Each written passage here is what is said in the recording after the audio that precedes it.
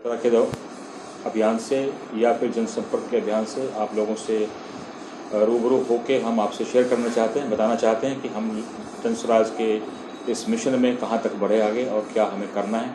आप लोगों के माध्यम से जनसंपर्क, चूँकि आप जनता से जुड़े रहते हैं और उन तक पहुँचते हैं, तो आपकी आवाज़ वहाँ तक पहुँचती है, तो जनता में एक सूचना जाके फिर हमें एक अच्छी प्रतिक्रिया मिलती है। बहुत बहुत धन्यवाद कि आपने समय निकाला। और हमारे साथ आज जन स्वराज के नेता श्री गोपाल बाबू हैं और रमन जी महाराज हमारे जन स्वराज के संस्थापक सदस्य के रूप में हैं।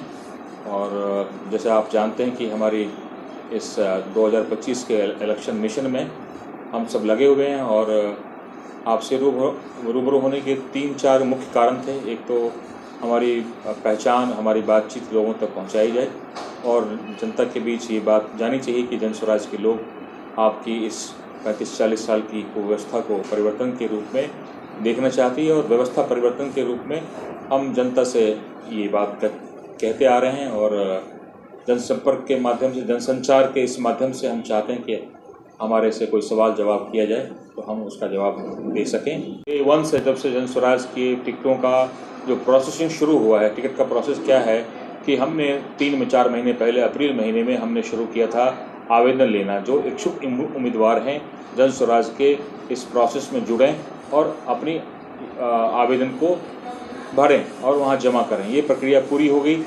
इसके बाद उसमें कई लोग आए, कुछ लोगों ने विड्रॉ कर लिया। तो अभी मूलतः जो 4 या 5 एप्लीकेंट्स हैं हमारे मटिहानी में, 4 हैं सक्रिय रूप से, 3 हैं, तो इनकी जो भागीदारी है उसके हिसाब से इनका मूल्यांकन चल रहा है। केंद्र की जो टीम है, जो सेंट्रल टीम है हमारी जन स्वराज की, इसके मूल्यांकन में लगी है और बहुत शीघ्र आपको नवरात्र से पहले आपको इसकी सूचना मिल जाएगी, 22 तारीख से पहले। मुझे ऐसा लगता है चूँकि नवरात्र का ये जो समय आ रहा है, ये विंटर नवरात्रा जो है, ये बहुत जल्द 22 को मुझे लगता है 22 तक। ये मैं अपनी तरफ से बोल रहा हूँ क्योंकि मेरा अपना आकलन है, पार्टी की तरफ से कोई अभी सूचना नहीं मिली, लेकिन मेरा अपना मूल्यांकन है कि नवरात्र के आसपास मुझे लगता है कि अन्य पार्टियों से पहले आपको सूचना मिल जाएगी। और जनता को किस तरह का इसमें कोई विरोधाभास नहीं होना चाहिए, उनको कोई संदेह नहीं होना चाहिए कि हम अन्य पार्टियों में जो लोग छोड़ दिए गए उनको हम लेंगे, ऐसा नहीं है। हमारी प्रक्रिया बिल्कुल स्पष्ट है कि 90% जन स्वराजी होंगे जो हमारी अवधारणा से, हमारी परिकल्पना से, हमारी इस अभियान से 2-3 साल से जुड़े हुए हैं और जिन्होंने आवेदन किया है उसका एक जो सिस्टम फॉलो कर रहे हैं, उन्हीं को। इसमें किस तरह का पैराशूट लैंडिंग नहीं होगी और ना ही कोई इसमें परिवारवाद की राजनीति वाले या सो कॉल जो लोग दुखी हैं किसी अन्य पार्टी में को छोड़ कर आए, ऐसे लोगों का कोई स्थान नहीं में। और हमने अभी ये भी कहा कि हमारे विजन डॉक्यूमेंट में ये निहित होगा आने वाले कुछ हफ्ते में कि हमने इस बाढ़ को इस तरह की जो योजनाओं के साथ जोड़ के लोगों ने बंदरमांट किया है पिछले 50 सालों में, 40 सालों में, ये बाढ़ कभी ख़त्म नहीं। बाढ़ को ख़त्म करने की जो अवधारणा है, इनकी जो गलत पॉलिसी है, वो उसको ख़त्म करना है इनके स्कीम को, जो कि ये सिर्फ लूट तंत्र का एक हिस्सा है। बाढ़ ऐसा डिपार्टमेंट है, हमेशा इन्होंने हज़ारों करोड़ रुपए लूटा। इसको हम क्या करेंगे? जन स्वराज क्या कह रही है कि water management, water grid management की बात कर रहे हैं कि हम बांध बनाने से बाढ़ रुकता नहीं है। बाढ़ एक आपदा है, जो एक नेचुरल डिजास्टर है। इसको सिर्फ आप चैनलाइज कर सकते हैं, इसके बहाव को आप डाइवर्ट कर सकते हैं और जहाँ पानी नहीं है वहाँ आप पानी ले आ सकते हैं। तो बिहार के अगर ज्योग्राफी को देखा जाए, क्योंकि बाढ़ प्रोन एरिया हमारा है और ये आज का नहीं है, सैकड़ों साल से है। इस त्रासदी को, इस भयंकर त्रासदी को सिर्फ मिनिमाइज करने के लिए बात नहीं हो रही। इसको मुक्ति पाने का तरीका है कि इस पानी को उस तरफ मोड़ दिया जाए जिस तरफ पानी नहीं है, जहाँ सूखा है। तो ये बाढ़ बांध वाली पॉलिसी खत्म करेंगे। सारी गंडक परियोजना, कोसी परियोजना, जितने भी लूट तंत्र की परियोजनाएं हैं, इसको बंद करेंगे और हमेशा के लिए आपको आश्वासन दे दें मटिहानी की जनता को, बाढ़ की समस्या हमेशा के लिए ख़त्म हो जाएगी आने वाले 5 साल। तो अच्छी बात है ये। मैं बताऊं, इनकी जो परिपाटी चलती आ रही है कि वोट के समय, इलेक्शन के टाइम में कुछ बोल डालते हैं, हमेशा बांध बनाएंगे, पुल बनाएंगे। जनता मूर्ख नहीं है। जन स्वराज ने अपनी बात को डे 1 से रखा है और हमारे सूत्रधार अपने भाषणों में भी बोलते हैं और प्रेस जो से वार्ता में बोलते हैं वो कि बाढ़ के बारे में हमारी फुली रिसर्च स्कीम है और जो हम अपने विजन डॉक्यूमेंट में डालेंगे कि हम कैसे इसको ख़त्म करेंगे। मैं उदाहरण देता हूँ आपको कि चाइना, अर्जेंटीना, ब्राज़ील, कुछ ऐसे मुल्क हैं जहाँ सेम जोग्राफिकल डिजास्टर होते आ रहे थे, उसको उन्होंने टेक्नोलॉजी से डाइवर्ट किया, उसको मैनेज किया, वाटर को इस फ्लो को जो बाढ़ के रूप में आता है इसको उन्होंने डाइवर्ट किया, मैनेज किया टेक्नोलॉजी की सहायता से, और वो हमारे लिए उदाहरण है। ऐसे केस स्टडी इन्होंने, चूंकि इन नेताओं ने क्यों नहीं किया मैं बताऊं, इन नेताओं के पास कोई योजना नहीं है। इनके पास वो योजना होती जहां इनको कितना शेयर मिले, तो ये परसेंटेज वाली योजनाओं के फिराक में रहते हैं। जनता के जनहित के विकास की इनकी कोई योजना नहीं है, चूंकि इनका कोई विजन नहीं है। ये विजन वो रखते हैं कि भाई आपको बांटते रहें, कुछ रेवड़ी देते रहें। एक सारी स्कीमें इनकी कट कॉपी पेस्ट अभी आ रही है, 2 महीने में 1 महीने में जो आई है सारी कट कॉपी पेस्ट है। आप देखें जन स्वराज की परिकल्पना, उसके भाषणों में, हमारे नेताओं के वक्तव्यों में कहा गया कि हम 2000 देंगे सम्मान राशि। तो ये 420 साल इनको नज़र नहीं आया कि 20 साल में 400 को हम 2000 करें, उन्होंने 1100 किया। 400 को रखा, 405 भी नहीं किया।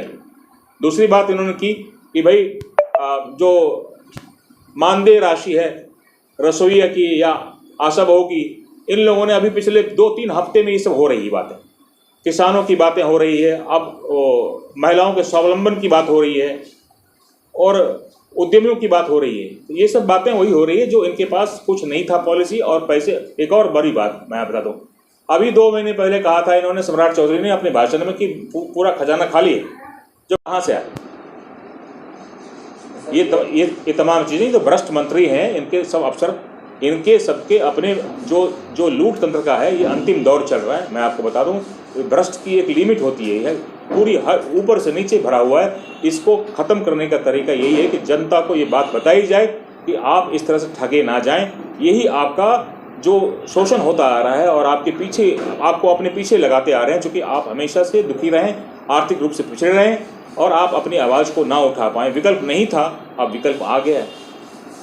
मैं आपको स्पष्ट कर दूं, पहली बात, जन स्वराज कभी सत्ता में नहीं आई अभी तक। कोई फंडिंग हमारी किसी पब्लिक से फंड नहीं ले रहे हैं। हमारे पास फंड अपनी पार्टी के जो हमारे फाउंडर्स हैं उनके पास फंड्स है, और जिनकी हमने सेवा की है, हमारे सुधार की पार्टियों को सलाह दी, उनका वो पेशा था, उससे जो कमाई हुई है, और वो आज भी वो लोग हमसे जुड़े हुए हैं, वो हमें दे रहे हैं पैसे। जनता का, बिहार की जनता का 1 रुपया नहीं दिया।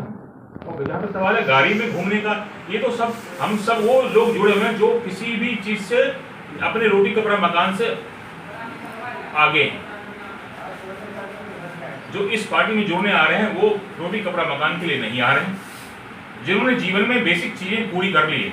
किसी को मॉल बनाना है, पंप खोलना है, वेयरहाउस खोलना है, उसके लिए पार्टियां मौजूद हैं बहुत सारी। जी नहीं, जन सुराज है अभी युवाओं की पहली पसंद है। बिहार में हर घर में जन सुराज कोई परिचय का मुहताज नहीं। ये जनता का सुंदर राज लाने के लिए बिहार वासी कमर कस चुके हैं। और रहा बात केजरीवाल साहब आंदोलन के प्रोडक्ट, हमारे नेता आंदोलन की कोई प्रोडक्ट नहीं है।